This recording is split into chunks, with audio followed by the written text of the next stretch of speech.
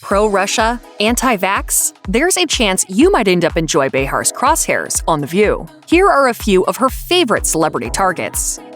Fans of The View can attest that Joy Behar has no qualms about taking on anyone who gets her dander up, and co-hosts are no exception to her fiery wit. One person subject to her venom was Elisabeth Hasselbeck, a devout Republican. A 2008 episode featured Behar making a case for terrorists to be treated as civilians in criminal court, a suggestion that immediately upset Hasselbeck, who shot back, "What? Like our civilians? They should never be treated like our civilians. Oh, those poor little terrorists. They need a home." Abortion has also been a hot-button issue between the two, with Hasselbeck staunchly condemning the pro-choice movement, a position that frequently raises Behar's ire. A 2009 episode had Hasselbeck going on about the untapped potential of a fetus. She argued, "Who knows if that baby could have been our president of the United States one day." Ended up Hitler also, you never know. The issue remained hot in 2022 when the Supreme Court reversed Roe v. Wade, tying in with Hasselbeck's brief return to The View. As the only anti-choice panelist, she admitted that Christianity could offer more mercy and less judgment toward women experiencing a crisis,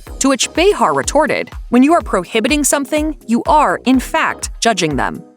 Of all the co-hosts with which Joy Behar sparred, the most formidable has been Meghan McCain, a former Fox News employee and daughter of the late Senator John McCain. It's a pity that these two clashed frequently since they shared some common ground, namely a mutual dislike for Donald Trump. In 2018, Behar admitted she liked Trump until she determined he was a charlatan. Meanwhile, McCain deplored the man ever since the former president said of her father, a former Vietnam prisoner of war, "He's not a war hero." Beyond that, however, any other hot topic was a Donnybrook waiting to happen.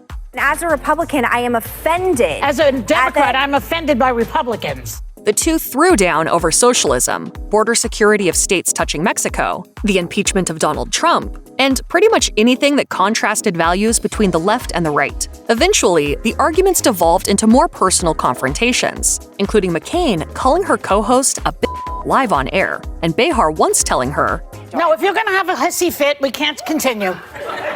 In January 2021, shortly after McCain returned to the show post-maternity leave, and at the height of yet another fracas, things came to a head.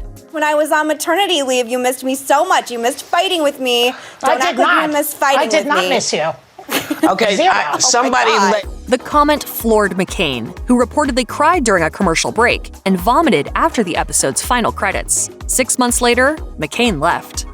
Considering that Joy Behar has gone on record supporting environmental initiatives to curb climate change, it's easy to assume she'd be on a similar page to Elon Musk, the co-founder and CEO of the electric vehicle company Tesla. As it turns out, however, Behar is hardly sending the billionaire annual Christmas greetings. When discussing him on The View, Behar said, "You know, he is a self-important bore, okay?"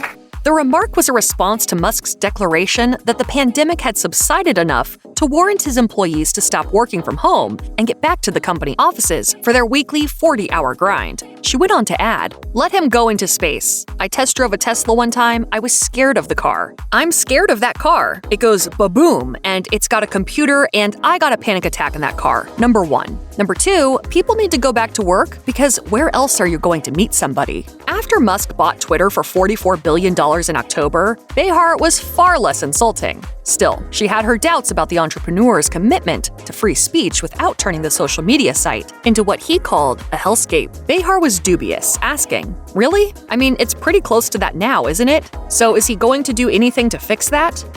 Long before the likes of Sean Hannity and Tucker Carlson dominated Fox News' primetime roster, Bill O'Reilly was the ultimate right-wing pundit, holding court in his self-described no-spin zone. In 2017, The View invited O'Reilly on for a hot seat session. It didn't take long before the seats started to smolder.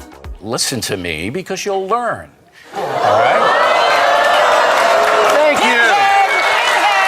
O'Reilly declared that 70% of Americans objected to a mosque being built near the footprint of the World Trade Center, prompting a furious Behar to question the legitimacy of such a report. Then came the kicker. O'Reilly declared, 70 families died. What are you killed us on 9/11. Oh my God! That is almost immediately, all hell broke loose. Behar and Whoopi Goldberg unleashed their disdain for the Fox pundits' overbroad generalization, including some bleeped verbosity. Behar then left the stage, followed by Goldberg. After the dust had settled, Barbara Walters, the show's creator and ringmaster, let it be known that she was hardly happy with how Behar and Goldberg had acted, stating to the audience, "You have just seen what should not happen." Only after O'Reilly reluctantly apologized did the rest of the co-hosts return.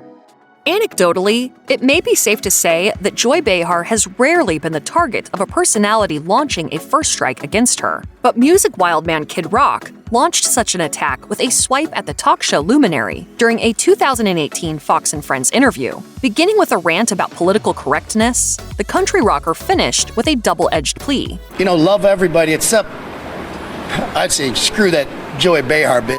The semi-articulate remark surprised Behar, who never had the rocker on her radar. She responded with only a subtle retaliatory vibe, saying, Well, all I can say is, this bitch and these bitches will be happy to have you on the show and have a beer. Still, Rock's ramblings puzzled the panelist. What is it about me that he feels the need to say that, though? Who am I? We need to get him on and ask him I'm just that. a comedian on a show. A year later, the tirades continued when TMZ shared a video of a seemingly drunk Rock blasting expletives about Behar and Oprah Winfrey at his bar in Nashville. When interviewed by Tucker Carlson as part of a series of specials recorded to stream on Fox Nation, he remained unrepentant about his comments, stating, "A drunk man's words are a sober man's thoughts. I own what I said. I don't apologize to anybody." Few topics have been as divisive as COVID-19 vaccinations during the pandemic. On The View in 2021, the cast discussed CNN science contributor Dr. Sanjay Gupta's appearance on the Joe Rogan Experience. Vaccine advocate Joy Behar didn't seem afraid to lump Joe Rogan in with the millions of vaccine deniers across America, whom she described as people who are still too thick-headed to listen to science and get the damn shot. Addressing the podcaster's insistence that he wouldn't get the COVID-19 vaccine, she retorted, Yes, let's listen to a radio talk show host instead of a scientist and a doctor. Even after Rogan apologized for any misinformation he may have provided on his podcast related to COVID-19 and vaccines, Behar didn't buy any of it, musing, hasn't he been also chastised and corrected, and then he just goes back to his craziness again? I mean, I don't know that he can be reformed. Granted, Rogan's apology surfaced on the heels of artists like Joni Mitchell and Neil Young pulling their music from his podcast publisher, Spotify. He purposely is saying this stuff that he knows isn't true about COVID, and people are dying, While those decisions may have caused the streaming giant to lose up to $4 billion in market value, Behar was disappointed that more acts didn't follow suit, saying, "This would have been a good opportunity to show what you believe in, and I didn't see it." For years, Joy Behar has had it in for Donald Trump, going way back to the days when the high-profile real estate developer was trying to put his name on virtually every building in Manhattan. But when he hit White House pay dirt in 2016, Behar was loaded up and ready to go ballistic on the man. During a View reunion episode, she said, "I think that this show really took a change when Trump got in, because we used to have more laughs before he got into office." The former president's takes on immigration, abortion, and the media, as well as incidents that include 2 impeachments, an affair with a porn star, and an insurrection in the wake of his 2020 election loss, all provided fodder for Behar to bash the controversial statesman, with both barrels blazing. At one point, Behar even went so far as to state, He has the nerve to call anybody a domestic terrorist. He's the domestic terrorist. However, she quickly retracted the label. On the lighter side, Behar was quick to comment on the disheveled state of Trump's slacks at a 2021 political rally, wondering, he has nobody he can go to for some cash to get some better pants? And where's Melania? She's not ironing them anymore? Are they on backwards? Where's Sarah, the fly? I don't understand those things. I don't. A year later, Behar took aim at his former Twitter feed with a swipe that somehow made it past the censors when she said his previous tweets were all dumb stuff.